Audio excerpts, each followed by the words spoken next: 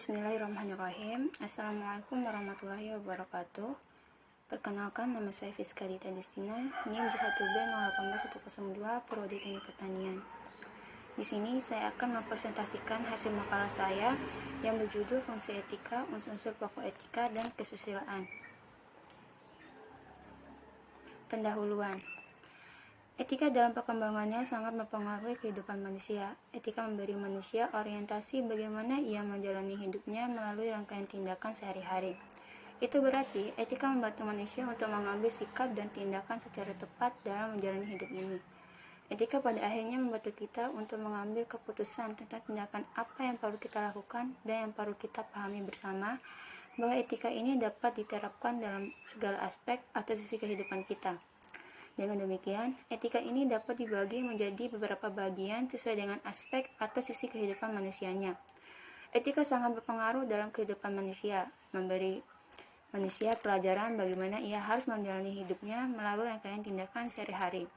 Etika juga membantu manusia untuk mengambil sikap dan tindakan secara tepat dan baik dalam hidup ini. Pada akhirnya, etika membantu kita untuk mengambil keputusan tentang tindakan apa yang perlu kita lakukan dan yang tidak perlu kita lakukan dalam kehidupan sehari-hari, termasuk dalam suatu profesi. Sub-sub materi. Pertama, pengertian etika dan profesi. Kedua, macam-macam etika. 3, fungsi etika. 4, unsur-unsur pokok etika. 5, kesusilaan. Dan 6, etika dalam profesi di bidang pertanian. Pengertian etika. Kata etik atau etika berasal dari kata ethos atau bahasa Yunani yang berarti karakter, watak, kesusilaan, atau adat. Etika berkaitan dengan konsep dan memiliki oleh individu atau kelompok untuk menilai apakah tindakan-tindakan yang telah dikerjakannya itu salah atau benar, buruk atau baik. Etika menurut para ahli. Menurut Simorankir, etika atau etik sebagai pandangan manusia dalam berperilaku menurut ukuran dan nilai yang baik. Menurut Sidegajaba, dalam sistematika filsafat, etika adalah teori tentang tingkah laku perbuatan manusia dipandang dari segi baik atau buruk sejauh yang dapat ditentukan. Sedangkan menurut Burhanuddin Salam, etika dalam cabang filsafat yang berbicara mengenai norma moral yang menentukan perilaku manusia dalam hidupnya. Profesi. Profesi adalah pekerjaan yang dilakukan sebagai kegiatan pokok untuk menghasilkan nafkah hidup dan yang mengandalkan suatu keahlian. Ciri-ciri profesi. Pertama, sebuah profesi mensyaratkan pelatihan ekstensi sebelum memasuki sebuah profesi.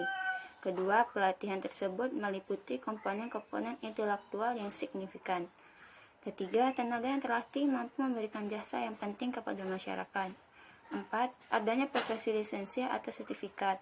5. Adanya organisasi. Dan 6. Otonom dalam pekerjaan. Etika profesi. Etika profesi atau profesional etis adalah sikap hidup berupa keadilan untuk dapat atau bisa memberikan suatu pelayanan profesional terhadap masyarakat itu dengan penuh ketertiban serta juga keahlian, yakni sebagai pelayanan dalam rangka melakukan tugas yang merupakan kewajiban terhadap masyarakat. Etika profesi menurut para ahli. Yang pertama, Prakoso tahun 2015. Etika profesi merupakan etika sosial dalam etika khusus, memiliki tugas serta juga tanggung jawab kode ilmu dan juga profesi yang disandang. Menurut Siti Rahayu tahun 2010, etika profesi merupakan kode etik untuk profesi tertentu serta karenanya juga harus dimengerti selayaknya, bukan sebagai etika absolut. Menurut Utami dan Nugroho tahun 2014, etika profesi merupakan suatu pedoman sikap, tingkah laku serta juga perbuatan di dalam melaksanakan tugas dan juga dalam kehidupan sehari-hari. Dan menurut Muzhar tahun 2016, etika profesi merupakan suatu aturan perilaku yang punya kekuatan meningkat bagi tiap-tiap pemegang profesi. Kode etik. Kode etik adalah sistem normal, nilai atau aturan profesional tertulis yang secara tegas menyatakan apa yang benar dan baik serta apa yang tidak benar dan tidak baik bagi profesional. Tujuan kode etik profesional yaitu untuk menjaga dan memelihara kesejahteraan para anggota, untuk meningkatkan pengabdian para anggota profesi, untuk meningkatkan mutu profesi, untuk mengikatkan mutu organisasi profesi, meningkatkan layanan di atas keuntungan pribadi, mempunyai organisasi profesional yang kuat dan terjalin erat, menentukan baku standar sendiri, dan untuk menjunjung tinggi martabat profesi. Menurut Sony tahun 2002, dalam menelaah ukuran baik dan buruk suatu tingkah laku yang ada dalam masyarakat dibagi menjadi 5 aliran. Yang pertama, etika deskriptif. Etika deskriptif yaitu etika yang berusaha menerompong secara kritis dan rasional sikap dan perilaku manusia dan apa yang dikerjakan oleh manusia dalam hidup sebagai sesuatu yang bernilai. Etika deskriptif memberikan fakta sebagai dasar untuk mengambil keputusan tentang perilaku atau sikap yang mau diambil. Kedua, etika normatif. Etika normatif merupakan etika yang berusaha menetapkan berbagai sikap dan pola perilaku ideal yang seharusnya dimiliki oleh manusia dalam hidup ini sebagai sesuatu yang bernilai. Etika normatif memberi penilaian sekaligus memberi norma sebagai dasar dan kerangka tindakan yang akan diputuskan. Ketiga, etika deontologi.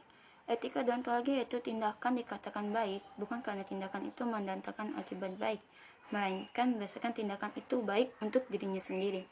Keempat, etika teologi. Etika teologi menilai baik buruk suatu tindakan berdasarkan tujuan atau akibat dari tindakan tersebut. Suatu tindakan dinilai baik atau buruk bertujuan baik dan mendatangkan akibat baik. 5. Etika keutamaan. Etika keutamaan tidak mempersoalkan tindakan akibat suatu tindakan, juga tidak mendasarkan penilaian moral pada kewajiban terdapat hukum moral universal. Etika keutamaan lebih mengutamakan pengembangan karakter moral pada setiap orang. Secara umum, etika dibagi menjadi dua, yaitu etika umum dan etika khusus. Etika umum, jenis etika ini berhubungan dengan etika keadaan dasar tentang tindakan manusia secara etis. Etika umum dapat dianalogkan dengan ilmu pengetahuan yang membahas mengenai pengertian umum dan teori-teori. Etika khusus merupakan suatu penerapan dan prinsip moral dan kehidupan manusia secara khusus. Etika khusus dibagi menjadi dua, yaitu etika individu dan etika sosial. Etika individual merupakan etika yang berkaitan dengan kewajiban dan sikap dari manusia terhadap diri sendiri. Etika sosial merupakan etika yang berhubungan dengan kewajiban, sikap, dan juga perilaku manusia sebagai umat manusia, lingkungan, dan publik sebagai anggota dari masyarakat sosial. 3. Fungsi etika. Fungsi etika ada dua, yaitu pertama, sebagai sarana untuk memperoleh orientasi kritis terhadap berbagai moralitas yang membingungkan. 2. Sebagai alat pengawasan bagi pikiran dan hati nurani dalam rangka menentukan mana yang baik dan mana yang buruk. Fungsi etika profesi ada 3, yaitu 1. Sebagai pedoman bagi seluruh anggota profesi dan tentang prinsip profesional yang ditetapkan. 2. Sebagai sarana untuk dapat mencegah campur tangan dari pihak lain di luar organisasi terkait hubungan etika di dalam keanggotaan suatu profesi. Dan ketiga, sebagai alat kontrol sosial bagi masyarakat umum terhadap profesi tersebut atau tertentu. 4. Unsur-unsur pokok etika. 1. Kebebasan. Kebebasan merupakan unsur penting dalam norma moral. Kebebasan memberikan pilihan bagi manusia untuk bersikap dan berperilaku. Hal ini sangat esensial mengingat norma moral itu adalah otonom, jadi selalu ada pilihan alternatif bagi manusia untuk bersikap dan berperilaku berdasarkan nilai-nilai yang diyakininya. Kebebasan manusia dibagi menjadi dua golongan besar, yaitu kebebasan sosial dan kebebasan eksistensial. Kebebasan sosial adalah kebebasan yang diterima dari orang lain sesama manusia yang berarti bersifat heteronom. Sedangkan kebebasan eksistensial adalah kemampuan manusia untuk menentukan sikap dan perilaku dirinya sendiri yang berarti bersikap otonom. 2. Tanggung jawab. Tanggung jawab adalah kemampuan manusia atau individu yang menyadari bahwa seluruh tindakannya selalu mempunyai konsekuensi. Artinya seorang manusia itu harus memiliki kemampuan dalam menjawab segala pertanyaan yang timbul dari tindakan-tindakan yang diperbuat. Tanggung jawab berarti bahwa orang tidak boleh mengelak bila diminta penjelasan atas tindakannya. Ketiga, hati nurani. Hati nurani adalah penghayatan tentang nilai baik atau buruk suatu perbuatan yang dihasilkan oleh manusia. Hati nurani lah yang memerintahkan atau melarang suatu tindakan itu baik atau buruk menurut situasi, waktu, dan kondisi tertentu.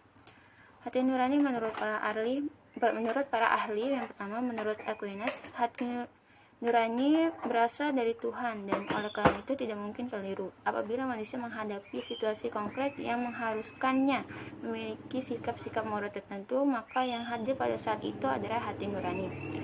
Menurut Suseni, menyebutkan 3 lembaga motivate yang mengajukan norma-norma dalam arti yang lebih abstrak berupa nilai-nilai mereka kepada kita. Pertama adalah masyarakat termasuk pemerintah, guru, orang tua, teman sebaya, dan pemuka agama.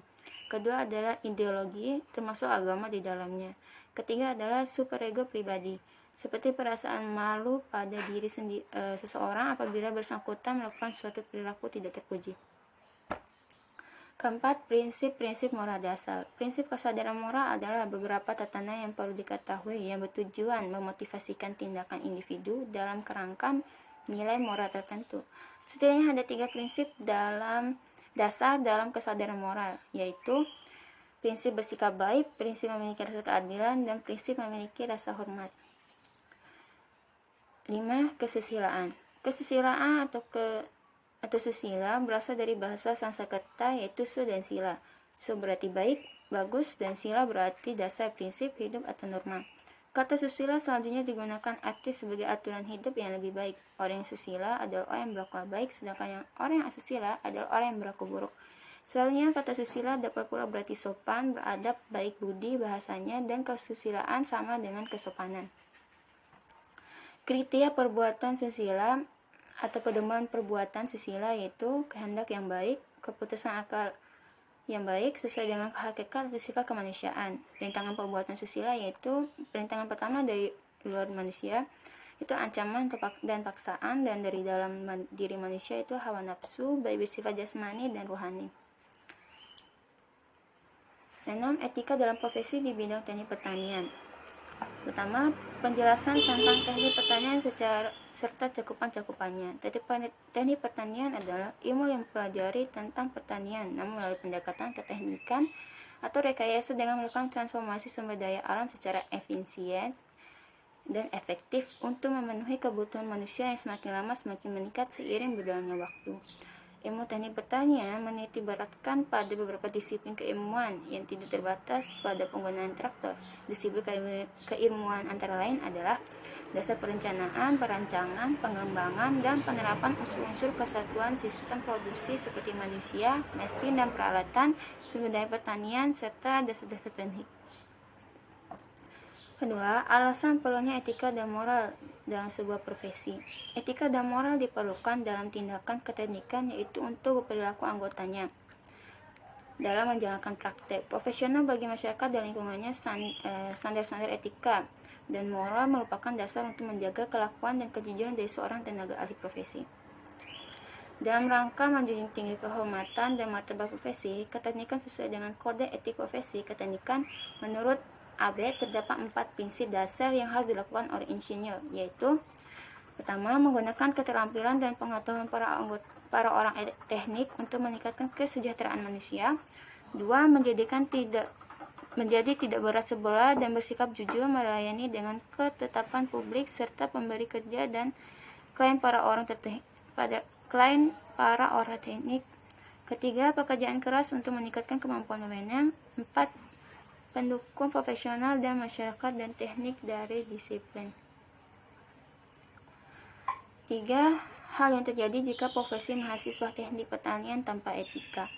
Apabila profesi keteknikan tanpa etika profesi, apa yang semula dikenal sebagai suatu profesi yang terhormat akan segera jatuh menjadi sebuah pekerjaan biasa yang sedikit pun tidak diwarnai dengan nilai-nilai idealisme, dan ujung-ujungnya akan berakhir dengan tidak adanya lagi kehormatan maupun kepercayaan yang pantas diberikan kepada para elit profesional ini. Yang terjadi adalah banyaknya pelanggaran-pelanggaran yang dilakukan oleh seorang teknik. Hal ini akan banyak merugikan kehidupan orang lain dan diri sendiri. Hal-hal lain yang terjadi misalnya 1. Penurunan tingkat kepercayaan masyarakat kepada seorang teknik tersebut. 2. Pemboikotan produk hasil ciptaan seorang teknik tersebut. 3. Pencabutan kode etik profesional, dan 4. Penundaan proyek karena merugikan masyarakat. 4. Cara mempertahankan etika dan moral dalam suatu profesi. Dalam dunia yang seperti sekarang ini, etika dan moral jangan ditemukan dalam diri seorang profesional. Maka dari itu, sebisa mungkin kita dapat mempertahankan etika dan moral. Ada beberapa cara di antaranya. Yang pertama, banyaklah beribadah kepada Tuhan Yang Maha Esa, hindari pikiran negatif yang dapat merusak etika dan moral. 3. Seringlah berpikir bahwa tujuan kita sebagai profesional adalah untuk mensejahterakan masyarakat, bukan hanya mencari keuntungan. Dan keempat, pahamilah bahwa mensejahterakan masyarakat adalah tujuan utama. 5. Penyebab banyak yang mengesampingkan etika dan moral. Penyebab banyak yang mengesampingkan etika dan moral, niat seseorang profesional dalam menjalani profesinya. Niat itu penting karena jika niat seseorang profesional ingin mensejahterakan masyarakat, mungkin juga karena faktor dari lingkungan, terpengaruh dengan profesional yang lain dan mempunyai minim etika dan moral. 6. Timbal balik sebuah profesi jika profesinya beretika dan bermoral baik. Pasti timbal balik itu ada. Jika seorang profesional mempunyai etika dan moral yang kuat dan tidak mudah hilang, maka profesionalnya akan berjalan lancar serta banyak dikunjungi oleh masyarakat. Namun jika seseorang profesional yang minim etika dan moral, masyarakat tidak menghargai seseorang tersebut. Kesimpulan. Berdasarkan makalah ini dapat ditarik kesimpulan, yaitu pertama, etika adalah suatu aturan norma yang digunakan sebagai pedoman seseorang dalam bertingkah laku. 2. Profesi merupakan kelompok lapangan kerja yang khusus melaksanakan kegiatan yang memerlukan keterampilan dan keahlian tinggi guna memenuhi kebutuhan yang rumit dari manusia. 3. Fungsi etika terdiri dari 2, yaitu sebagai sarana untuk memperoleh orientasi kritis terhadap berbagai moralitas yang membingungkan, dan sebagai alat pengawasan bagi pemikiran dan hati nurani dalam rangka menentukan mana yang baik dan mana yang buruk. 4. Unsur-unsur pokok etika yaitu kebebasan, tanggung jawab, hati nurani, dan prinsip-prinsip moral dasar. 5. Kesusilaan adalah baik buruknya tingkah laku manusia. Dan 6. Hubungan etika dalam kesusilaan adalah yaitu sama-sama mengarah untuk manusia berperilaku baik dalam kehidupan sehari-hari.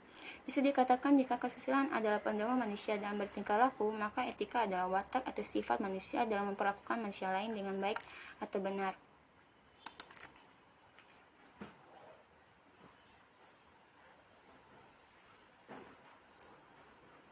Demikian hasil presentasi saya, lebih dan kurangnya saya mohon maaf. Assalamualaikum warahmatullahi wabarakatuh.